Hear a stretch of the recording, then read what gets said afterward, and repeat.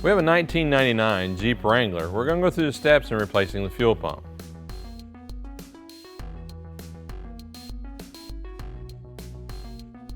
We'll start by bleeding the pressure off the system using our pressure relief valve on our gauge. Be sure and capture the fuel into a safe container. Before beginning any repair, disconnect the negative battery cable.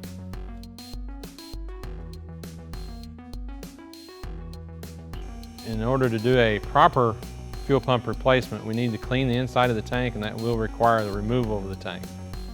Remove the 3 retaining pins at the rear of the inner fender.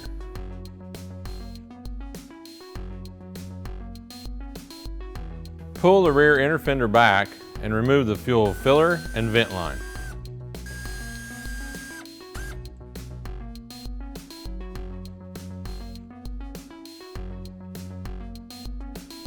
At the front left corner of the tank, disconnect the electrical connection,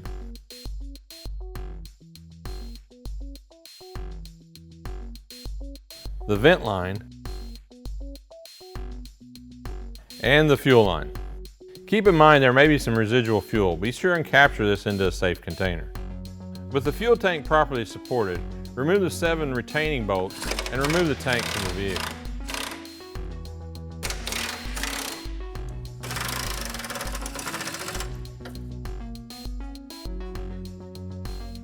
It's a good idea to clean the outside of the tank before removing the module assembly. This will keep any excessive debris from getting in the tank. With the outside of the fuel tank thoroughly clean, disconnect the fuel line from the module assembly. You will be required to remove the fuel line retainer clip and install into the fuel line. With a properly adjusted spanner wrench, turn the lock ring counterclockwise to remove the module assembly. Spanner wrench is usually available at your local parts store. Inspect the locking ring to make sure it's not damaged in any way that would hinder its reuse. As you remove the module assembly from the tank, keep in mind there's a reservoir that will hold residual fuel. Be sure and capture this into a safe container. At this point, we need to drain the remaining fuel into a safe container and then clean the inside of the tank. We want to be sure that the tank is as clean as possible to allow a clean environment for the fuel pump.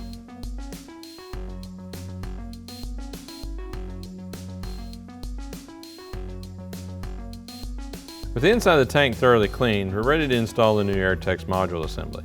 With the tank seal in its proper location, lower the module assembly into the tank. As you fully seat the module assembly, be sure to align the arrow on top of the flange to the hash marks on the tank. Reinstall the locking ring, turning it clockwise.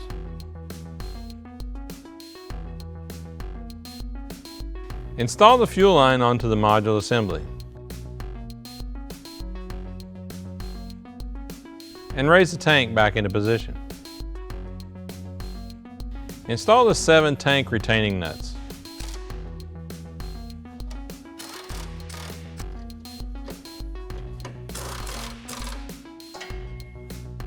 Reconnect the fuel line,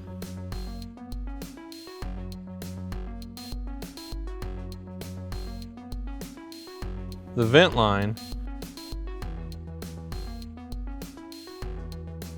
and the electrical connection. Make sure to slide the safety retainer back into position.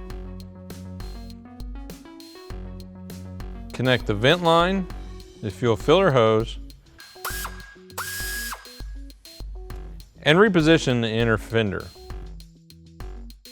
With the repair complete, reattach the negative battery cable. Cycle a key 2 to 3 times in order to charge the system.